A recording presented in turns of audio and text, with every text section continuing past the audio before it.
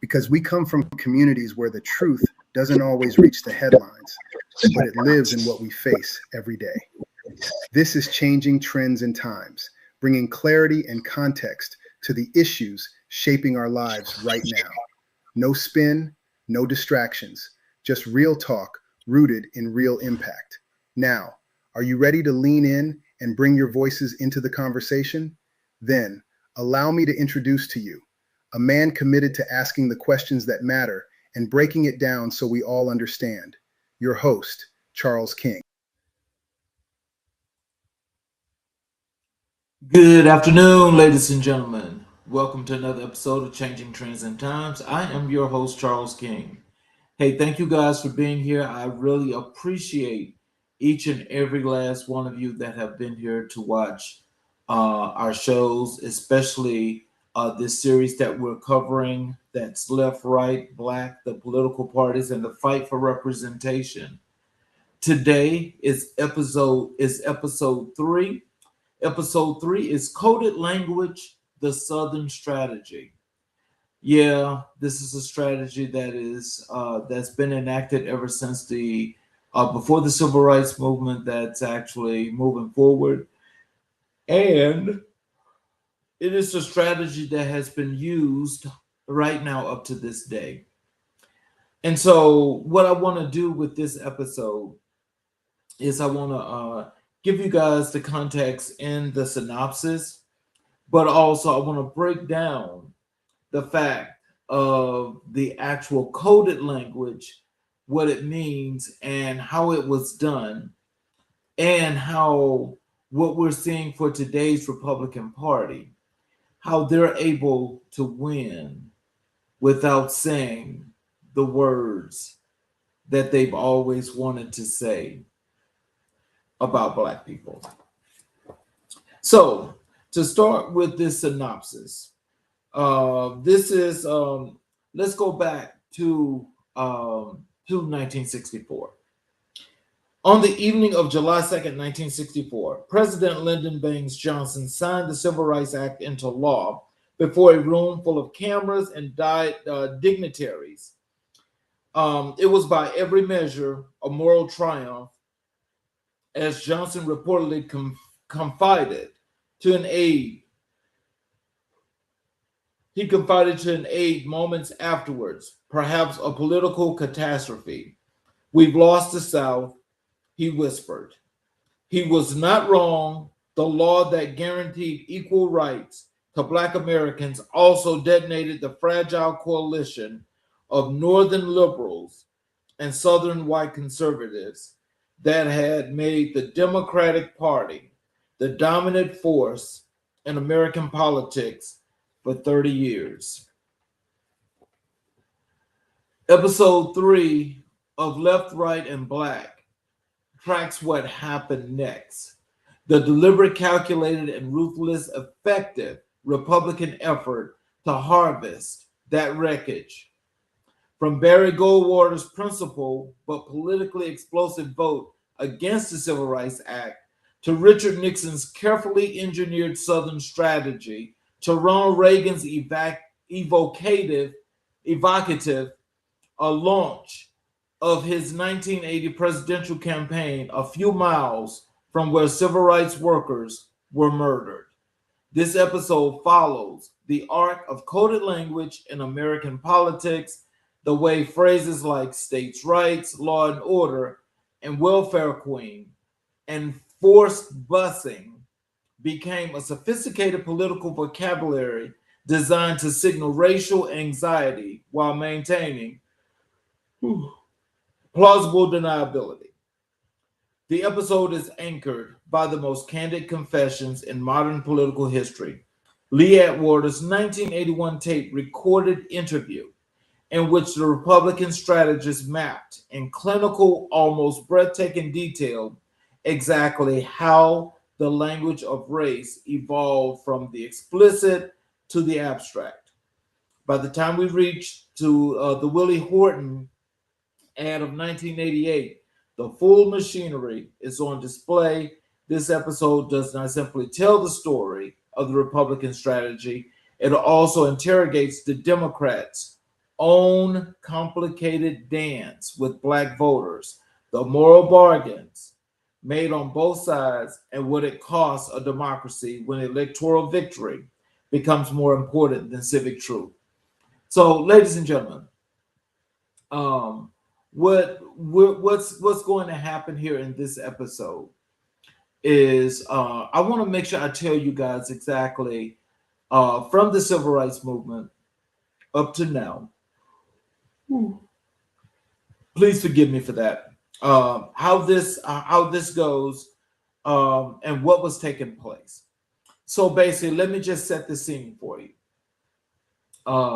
Remember in the last episode when I was telling you guys how the parties switched. The Republican Party was strong at this time. This is in Reconstruction. The Republican Party was strong because it had full black support. Everything about what was happening was there. So what happened is after Reconstruction, up until 1877, where the country was pretty much, especially the South, was ran to near perfection. I mean, everything was smooth. It was under black leadership. This includes even the very first black senator to ever be sworn in. The first senator to be sworn in was a black man. But at any rate, they're on the Republican side, the black people are. And the Republican Party is building its nexus in not only, bringing America close to the brink of being a real democracy. Now, as it's been doing that, we have to make sure that we've got to make sure we stay on the point of knowing that this is when, the equal rights and things of that nature are just flowing. Everything is going well. Well, you had these white people that decided that they did not want that because they felt like they were so much better than black people. Now, what has happened? This is wild. What has happened is we go to the point that they're killing politicians. They're doing all these lynchings. Everything that's done to overthrow the government, they've done an insurrection. With this insurrection, this caused the parties to switch. The Republican Party that included the majority black moved over to the Democratic Party. The Democratic Party moved over to the Republican Party. This is where we sit today.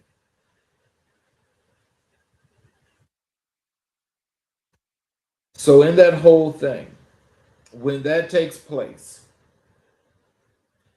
what we have is the Democrats now are trying to be not just liberal, but they're doing what they have to do in order to survive and to stay afloat. In this process, what we find is that most of these folk that's in the Congress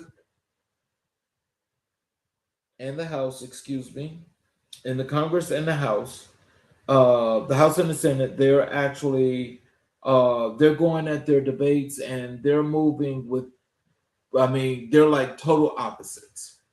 So in the process of being total opposites, we get to this point now where we get up to the 60s where we have in 1964, the Civil Rights Act of 1964 being passed. So when the Democrats did this under Lyndon Baines Johnson, This was a good thing because it needed to happen. But he instantaneously makes the statement that they've lost the South forever. Comes to find out, what he was saying is true, because that is exactly what happened. They lost the South forever. That's from that act passing in 1964 up till today, because your Southern whites have got this thing about losing the Civil War that makes them think that they can create their own world and their own land, which is what is happening with them today. Now, with that being said,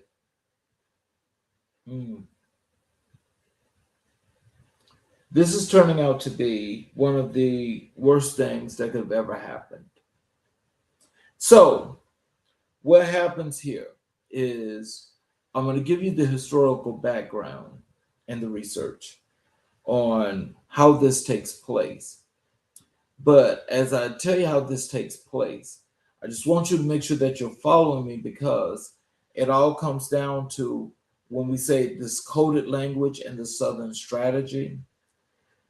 They was doing things without I'm talking about the Republican Party.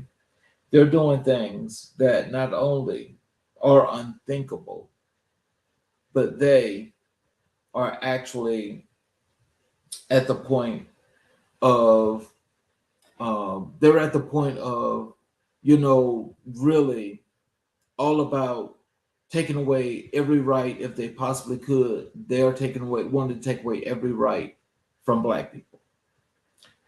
So we're also going to tell you in this context, in this research as well, as to how the actual Democratic Party of today, that's from then up to now, that needed and have the support of Black people, but have never actually went all in order to make things where they should be.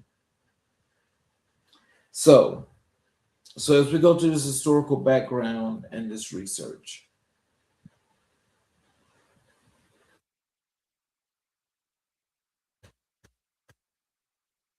Okay, we call it, this is called the political earthquake. And this is with LBJ and the Civil Rights Act and the rapture of the Solid South. Okay, for nearly a century following Reconstruction, the American South was the exclusive political property of the Democratic Party. The so-called Solid South was not a matter of ideology, it was a matter of memory.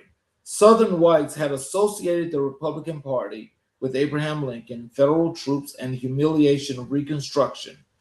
Democrats, by contrast, have been the custodians of Jim Crow, of segregation, of a racial order that white supremacists or white Southerners understood as natural and good ordained.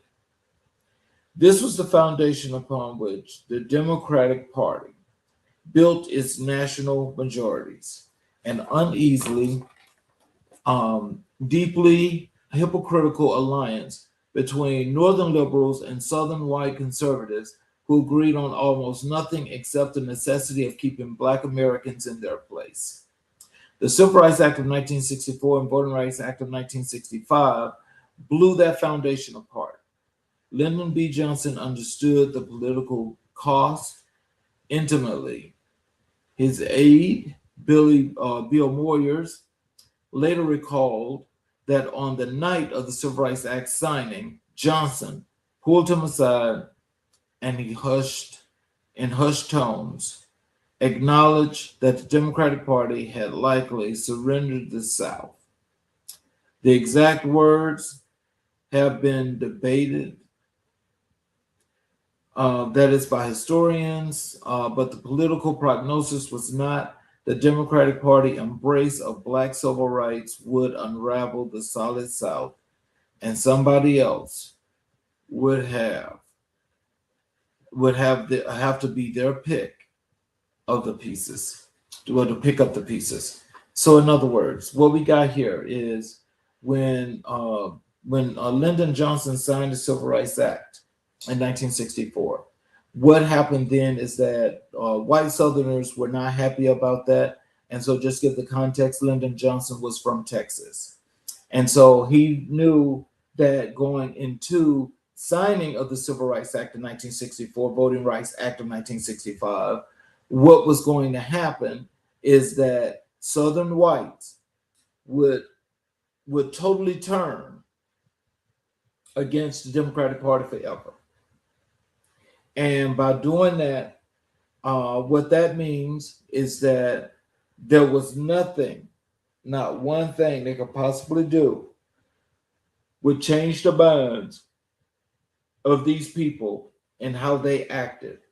Because for them, nothing was going to work but to have Black people have no rights, that is, from voting rights to any other rights that they had. They were not supposed to have them according to the Republican Party. And again, I want you guys to know this is after the switch, because now we're in the civil rights era.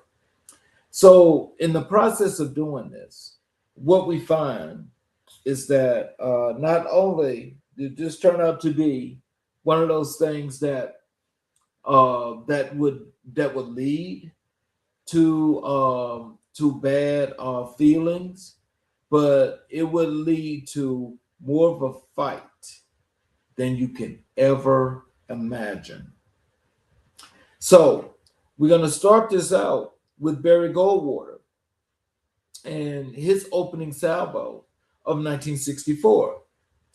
Barry Goldwater, the conservative Arizona senator who won the 1964 Republican presidential nomination, was not a racist in the traditional Southern sense. He had supported civil rights legislation early in his career and had integrated the Arizona Air National Guard, but Goldwater had a libertarian theological commencement. But Goldwater had a liberation ideological commitment to limited federal government that led him to vote against the Civil Rights Act in 1964. Arguing sincerely, most historians believe that it represented unconstitutional federal overreach into private business decisions. The consequences of that vote, however sincere, were profound. Goldwater lost the general election to Johnson in a historic landslide, but he carried 5 Deep South states: Louisiana, Mississippi, Alabama, Georgia, and South Carolina. That had been reliably Democrats for generations. His electoral map was a preview, a ghostly outline of what the Republican South would eventually become. It also sent a clear message to stop GOP strategists about not doing the political strategists about policy positions resonated with white Southern voters. Kevin Phillips, who would later become Nixon's chief electoral architect, was paying close attention. So Barry Goldwater is the one that actually sparked this thing about the coded language and the words that were being said, without having to say those real words. But the thing is, he said those real words because he was really upset in the beginning.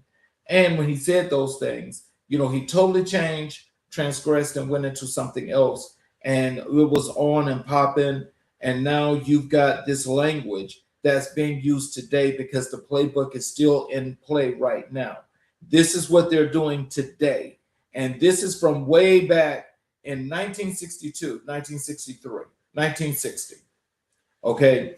And when it goes up to 1964, as we keep mentioning, it's because not only was that legislation passed that did the not freedom, but it did a lot when it came to rights for Black people. This is the thing that made these folks, especially in the South, highly, highly upset. And so this is what Richard Nixon used.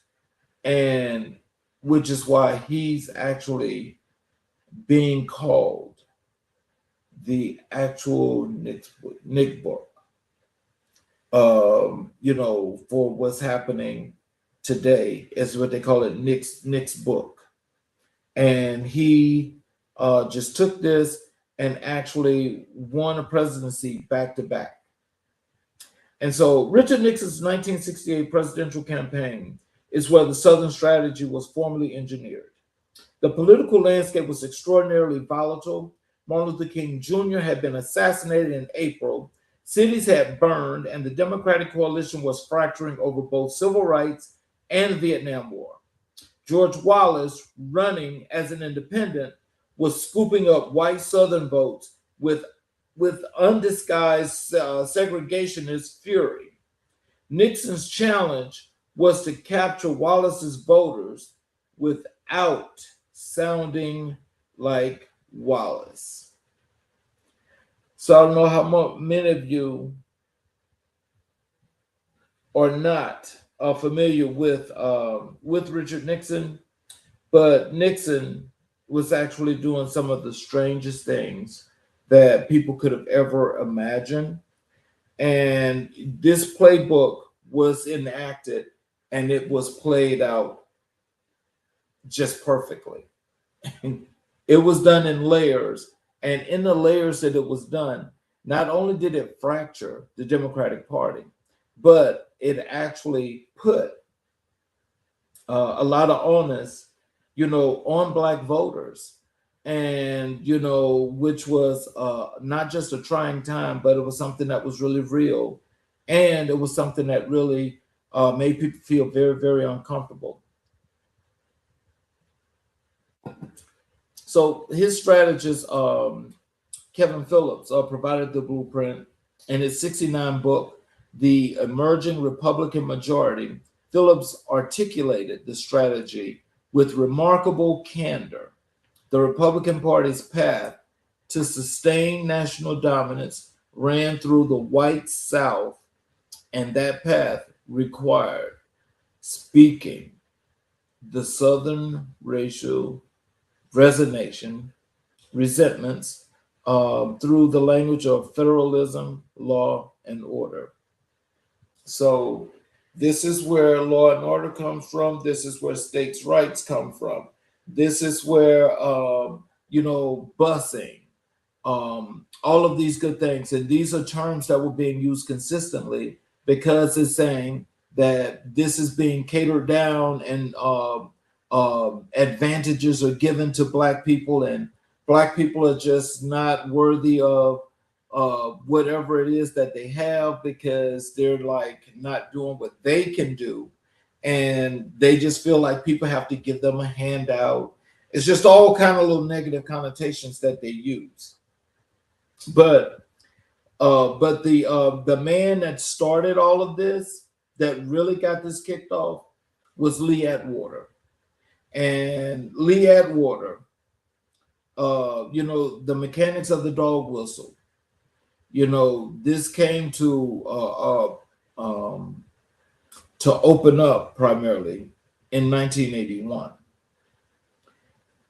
No document in American political history lays bare the mechanics of the Southern strategy more nakedly than a tape-recorded interview conducted in 1981 by political science professor Alexandra Lamis with Republicans cooperative Lee Atwater. Atwater, who would go on to run George H.W. Bush's 88 campaign and become chairman of the Republican National Committee, spoke off record, a condition that was lifted by Lamis after Atwater's death. The recording reveals a man describing precise and almost clinical language, the deliberate evolution of the racially coded political message.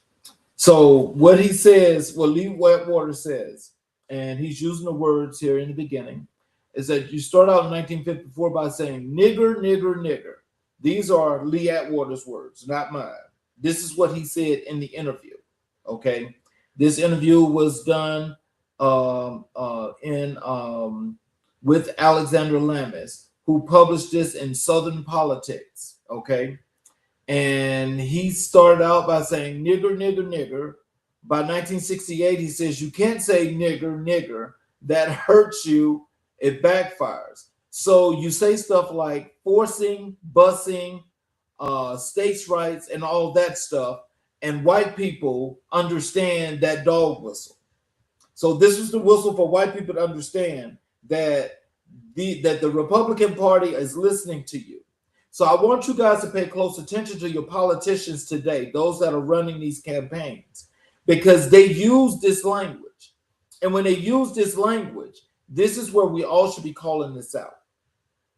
Because when they start saying that stuff about states' rights and the forced busing, and the welfare queen and all of those things, we have to call that out, because that's exactly at the moment that it has to be called out. Letting it go days and weeks afterwards, I don't think that's the time to call that out. Because if you've let the moment get away, there's no way they're going to be held accountable for that. And that's what they're counting on. So, as the campaign season is over with, and they're taking folk back to where they have to go to.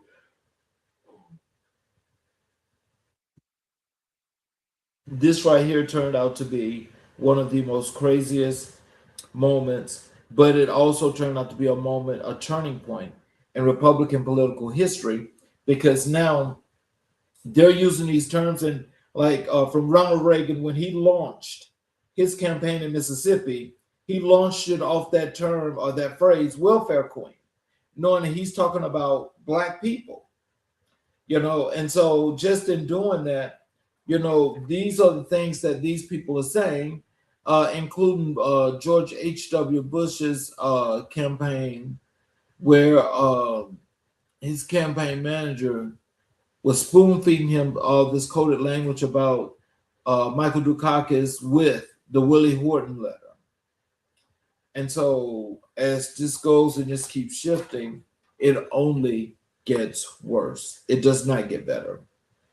And so now pretty much every time Democrats were going on the stage to run a good campaign, they were being drugged into this as well, because they did not have the actual animosity that Black people needed. And so with that being said, and we go into what's considered, this breaking point. This is a point that, we have to just think about, and we have to, keep pushing this, and we have to make this be about as worse as it could possibly get. So, as we're doing this, and we're about to get into this first act, before we get into this first act, what I'd like to do is I would like to bring about a new hold on one second for me, please. So I'm having a little bit of a technical difficulty.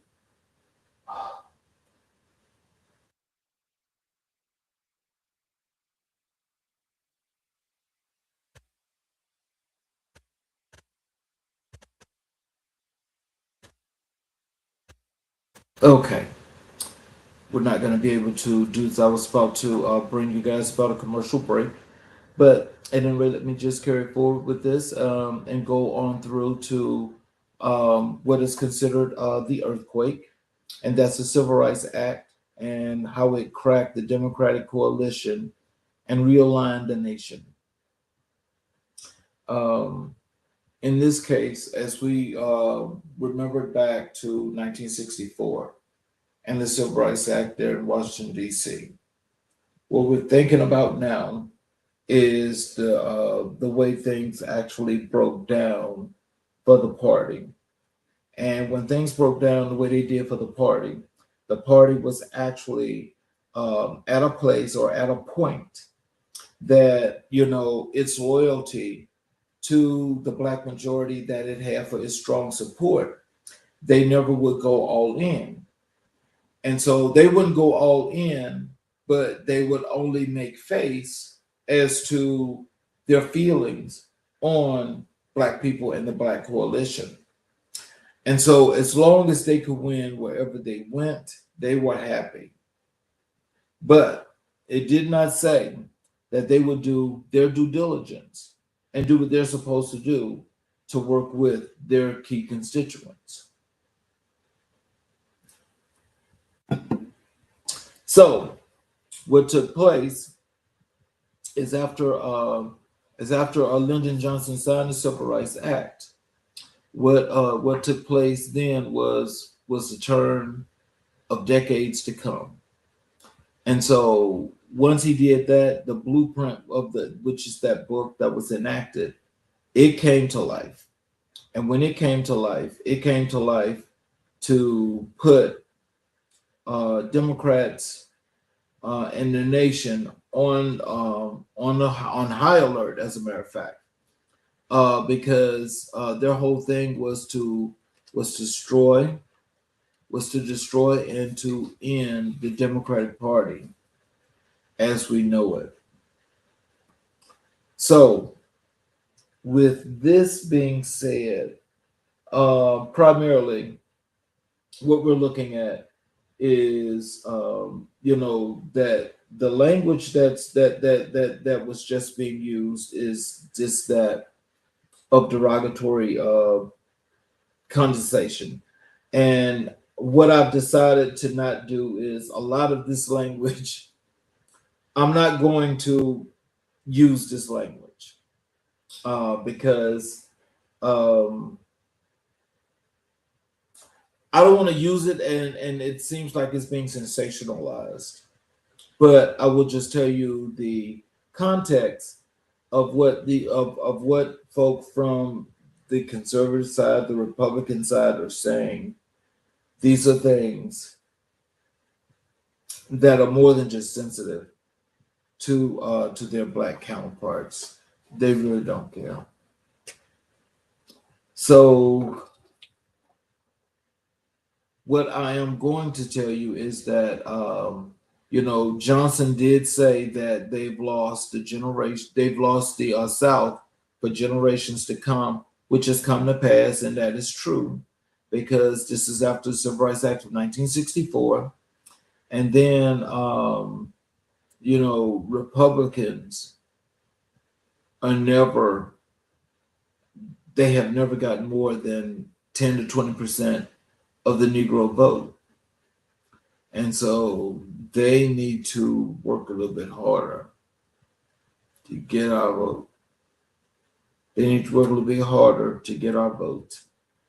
And so as we go to the Voting Rights Act, we're going to come over here to where Barry Goldwater had to make his derogatory statements. And we also have Ronald Reagan and what his thing was with the welfare queen. So, in other words, what I just want you guys to take from this is that as we are doing this third show, and it's called The Coded Language, I would just rather you guys actually go and just read the blog post on changingtrendsandtimes.wordpress.com. I would really appreciate if you guys would go there and just read the post, because the post is a little bit better than how this needs to be said, because I think this language is it's just one that just don't get it. And most of this, I will tell you, is that there's a lot of sensationalism in this. And I'm just deciding that I do not want to use this in the context in which I can use this, because it's probably going to come off wrong. And it's not about hate. It's not about people feeling just on their P's and Q's and their laurels as to what they think they may know. And what I'm just going to do with this is I want you guys to please just go to the YouTube channel, Changing Trends and Times. Later on this evening, I will put a post in the community post. And what I will do up to this point is I'm going to make sure that each and every document that's dealing with this series from the first 3 episodes, you're going to see where in the post there will say episode 1, episode 2, and this being episode 3. All of the documents will be posted there, and it will show you, let you guys download the documents. And I'm going to ask you, if you would, to please do that. Go to Changing Trends and Times, and please leave your feedback, because this is very important, especially for all of our younger people, and trying to be about as best as I can for them. I just don't think it's right to use some of this language, because I really don't want to use this language. I really don't. And I started out and I did that before, but I do not want to do that. What I will say is I'll just do the community post. I'll post these documents there. I want you guys to take a chance, take your time, go through, and you'll read those when I put the post out. And we can hopefully discuss this in the next week. I appreciate you for watching. I really do. Thank you, Mr. Bryant. Thank you for that. But I hope that you guys do understand that I really would like it if you would go out. I'll put this post out, and I'll even put it out on social media for you guys to go and get this at Changing Trends and Times, the YouTube channel. Just look that up. Please subscribe and just wait for the post. And it'll direct you to where you guys will be able to download these documents from episodes 1, 2, and 3. The final episode is going to be next week, which is the leverage. It's called Leverage, Black Political Power in the 21st Century. But I'm going to post these documents up, and I want you guys to get those. And please give me some feedback and some comments as to what you're taking from the first 3 episodes. And let's have that discussion. We can do that on air, or we can do it via just chatting back and forth via the YouTube channel. But I would appreciate if you guys would do that. And just give me some time to get these up, and just make sure you stay tuned in the community part of the YouTube channel, Changing Trends and Times. I'm going to go ahead and sign off, and I will speak with you guys next Saturday for the final episode, which is, as I said, is called Leverage, and that is Black Political Power in the 21st Century. That one we can be as forward and as outward as possible, because there is nothing sensationalized about that. There's also no bad language and so forth. It's just straight facts and historical context. I want to thank you guys. I will see you guys next Saturday at 2 p.m. Eastern Standard Time, same time. And we will wrap up this series, and I'll give you guys, future episodes going forward after we've concluded with this series. Thank you guys. You guys have a great day, and I will see you guys next Saturday here on Changing Trends and Times.